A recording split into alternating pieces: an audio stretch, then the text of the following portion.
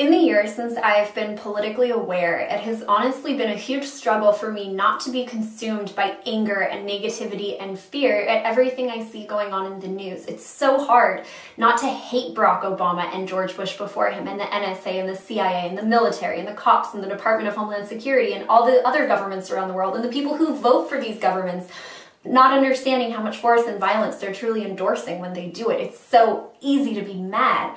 But what I found is that carrying around that kind of anger and negativity and fear, honestly, isn't helping me or my well-being. And it's certainly not helping the planet, because as long as I'm putting fear and anger and hatred out into the world, I'm putting back exactly what I'm trying to fight against. So I want to try to make some changes. What I really want to do is, yes, continue to speak out against these injustices because they are flagrant and they are unacceptable, and to be compassionate towards these people's victims, but also to be compassionate towards the people that are perpetrating this violence and who work for the state and who are sick, twisted bankers and presidents and politicians who have no conscience, because these are the people who need compassion and love most. These are people who, if you think about it, must have been through some serious struggles and pain and fear in their lives if they were drawn to the government, if they were drawn to an outlet for their violence. And there are people who just follow orders and people who get sadistic joy out of killing and maiming and beating others.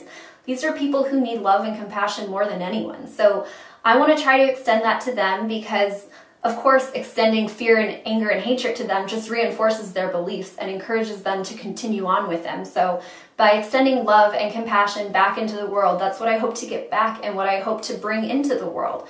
Because if we're fighting for peace and freedom, we have to practice it. We can't practice hatred and angry rants all the time, because that's all we're putting back into the world, and we're not convincing anyone who doesn't agree with us. I want to be respectful and understanding and compassionate, and to try to make my case with rationality instead of the volume of my voice and getting angry. And well, yes, there is reason to be angry. It's not a strategy that's working, and I think a lot of us have seen that. So I'm going to try to be like Gandhi and try to be the change I wish to see in the world.